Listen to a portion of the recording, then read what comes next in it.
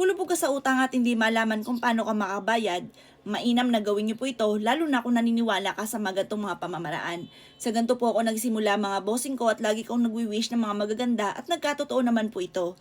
Kung ikaw po'y lubog sa utang dahil naranasan ko na rin po yan mga bossing ko at lahat ng pwedeng idahilan ay naidahilan ko na. Hanggang sa magawa ko po yung mga gantong mga pamamaraan at yun nga po mga bossing ko hindi ako rin ako makapaniwala na nasolusyonan ng mga problema ko lalo na sa utang at nagtuloy-tuloy nga po ito. At lagi ko lang po siyang ginagawa. Kumuha po kayo ng isang garapon. Ang garapon na ito, mga bossing ko, kahit yung bang pinag-ubusan ng palaman, pwede na po yun. Huwag ka nang bumili ng garapon. Pagtaas, lagyan nyo ito ng 3 kutsara. Pagtaas, lagyan nyo po ito ng tubig. Mga kalahati lamang po yung tubig, huwag nyo pupunuin. At kailangan ng 3 piso, mga bossing. Yung 3 piso, hugasan nyo muna, tapos saka nyo po ihulog dyan, mga bossing.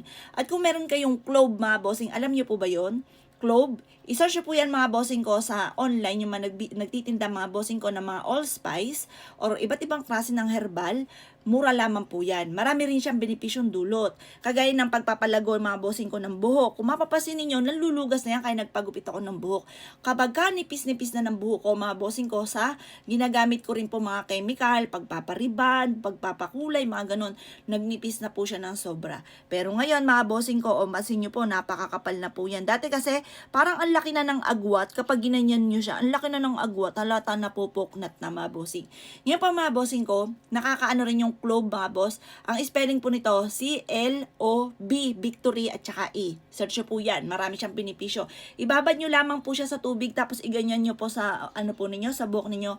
Nakakalago po rin siya ng buhok. Ganon din po yung mga wrinkles, pwede siyang gawing toner. Nakakabawas siya ng wrinkles at saka yung mga matitinding butas-butas ng mukha na pinagdaan ng tagyawat, nakakabawas din po siya. Unti-unti po siyang lumiliit ang butas mga bossing. Nakakaputi rin po siya ng face. Marami siyang benepisyong dulot maging sa mga ganitong mga pamamaraan. Lagyan niyo po siya mga bossing ko ng siyam na clove. Pagkatapos ibulong niyo po dito na makakabayad na ako sa lahat ng aking mga pagkakautang at lalayuan na ako ng kamalasan lalo-lalo na sa pera. Ngayon mga bossing ko ay 3 araw nyo siyang ilalagay sa ilalim ng inyong higaan.